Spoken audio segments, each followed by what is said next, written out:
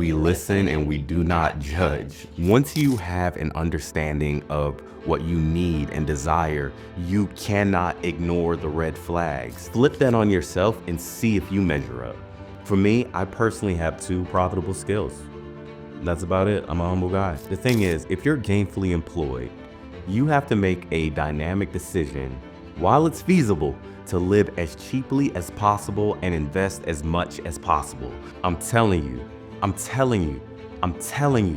things will work out when you exist on a higher spiritual level than the circumstances that surround you. Isn't it crazy to think that a lot of people have never done anything scary in their lives? If you think about it, every momentum shifting moment in life comes at the heels of a big, scary decision. I think most of us are actually afforded a handful of these opportunities throughout life to make a big pivot, a big move, a scary choice that would set us up for exponential success, but we freeze in the moment. So in this video, let's talk about 3 areas where making a dynamic decision could change the entire trajectory and quality of your life. And look, the last one is the most important, so you definitely want to stay locked in. All right, so let's get into it, starting with relationships. So if you're between the ages of, let's say, 28 and 50, you begin to realize just how isolating this world can be. All of the friends that you've grown up with have gone off their separate ways. Some have moved across town, some across the country. Some may still live nearby, but like work, commuting, early mornings can take up such a significant portion of our time that, it really becomes hard to connect with people that you once had a tight bond with. So number 1, you want to start where you are. You have to do the best thing possible, even under some of the worst conditions. So in my personal life, for example, I have a group chat with friends, a few of my buddies, we send memes, that's about it. So in a situation like this, that's really all too common, man, pick up the phone and call somebody, man. Do it once a month. I'm telling you, in an increasingly digital world, to pick up the phone and call your buddies can really foster a connection, that's actually real. And I'm sorry, y'all, but heart and laugh emojis do not make for lasting and deep connections. But remember this, it's about doing the best thing possible within the confines of the reality of the situation. Remember, we're not ignoring the reality of the situation. And real quick, y'all, before we get off relationships though, I have to touch on the romantic part. I have to touch on romantic relationships.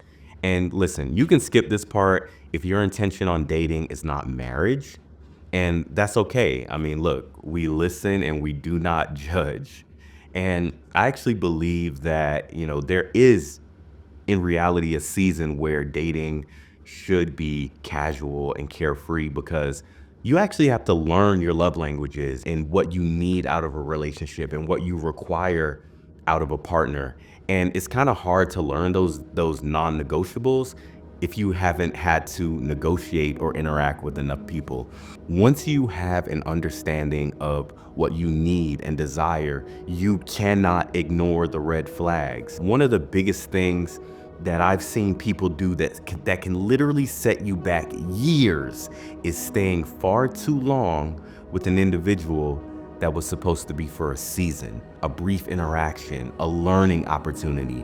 Being under a toxic influence for too long can also warp your own perception of reality. But think about it, even though you're in a relationship, the relationship is also in you, and it begins to steep inside of you and change you. And that can be for better or for worse, but you must have those non-negotiables and observe that person carefully. Do they have a temper? How do they treat their parents? Do they come from a good family? Because that's about to be your family as well. Do they have a relationship with God? That's so major, y'all. That's so major, and we're gonna touch on that as well. Are they doing anything in preparation for the future? Or are they just living for today, right? Are they interesting? Are they kind? How do they respond to criticism? And lastly, are they also dating for marriage? Man, look, it's great to fall into infatuation with someone It feels nice, right? But don't be blind. Like, contrary to popular belief, love is not blind. And I actually propose we change the word dating to observing, because that's what you really should be doing with your time, peeping everything, you know? My question is, are you impressed? Are you impressed with what you see? My next question is, are you impressive? Flip that on yourself and see if you measure up. I remember when I met my wife, it was during a time when I made a dynamic decision to be impressive. During that time, I was working out often. I was reading a lot more. You know, y'all, let me tell you, if you want to have better conversations and be less boring on your dates, you better read. Like, YouTube is good, but reading really gets down in your gut and changes you from deep within. I was sleeping better. I was getting my finances in order. I was investing. I was taking work seriously. Like, you have to let people discover your accolades when the time is right. Don't go about bragging about everything, putting everything on Front Street. You know, there's no mystery, there's no mystique in that. And remember, the person you choose is also a reflection of you. So guess what? If you become a better person, your choices also become better as well. Next thing we have to touch on is finances. Y'all, look, you have to develop a skill set that's able to make you money. And I'm not gonna sit here and try to go through every career that can make you money. That is not what this video is about. For me, I personally have two profitable skills. That's about it. I'm a humble guy. Two skills that I'm good at: filming and editing. That's it. And I decided to dive deep into these skill sets and have ended up working with brands like HBO, Amazon, Apple Music, even Google. But you have to develop a skill set that this new world that's full of AI and technology is willing to pay for, but also this antiquated world that's full of plumbing, electrical, and structural issues are also willing to pay for. And that's my basic summary of work, right? But how does that intersect with finances? Well, I can only talk from my perspective as a Southern man who lives in a city with both high rent fancy apartments and more affordably priced older apartments a little further outside of the city center. The thing is, if you're gainfully employed, you have to make a dynamic decision while it's feasible to live as cheaply as possible and invest as much as possible. So what I did is, for 5 years, about 2014 to 2019, I had a roommate in Atlanta and rent was $1,600, and we literally split everything down the center. So we were paying about $800 each. And the thing is, right, you think I enjoyed having a roommate, eating up my food, throwing random parties with zero notice. Kitchen was mad dirty so many times. But for 5 years straight, I was able to invest and save around $1,000 every month for those 5 years. And in 2020, I actually took it a step further and moved back home with my parents. This was a very humbling experience, but in hindsight, I'm so grateful for it. My expenses compared to the apartment were decreased significantly, and I was able to invest aggressively. And during that time span, from about 2020 to 2021, when I purchased my home, my investment portfolio grew to over 100K for the very first time. The point I'm trying to drive home is that you have to be cheap for a season. Stop trying to impress people, man. You know what gives you deep inner confidence around other people that look like they're doing better than you? Having a bag in your portfolio. This was a dynamic decision that I made, and I said, look, I'm gonna live cheaply. I'm gonna be uncomfortable for a season. I'm gonna ride around in my '06 Acura with no car note. I'm gonna work and I'm going to invest. And last but not least, y'all, in fact, this is actually the most important. You have to have a connection with God. This is something that I discovered more deeply later on.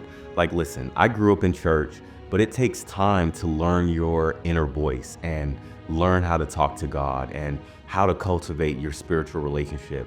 I'm telling you this as a cheat code in life, y'all, is being spiritually sensitive. It will keep you out of so much trouble. And this also allows you to navigate this world on a higher frequency.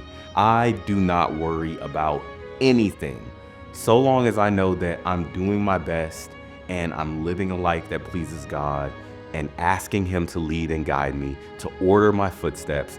I'm telling you, I'm telling you, things will work out when you exist on a higher spiritual level than the circumstances that surround you.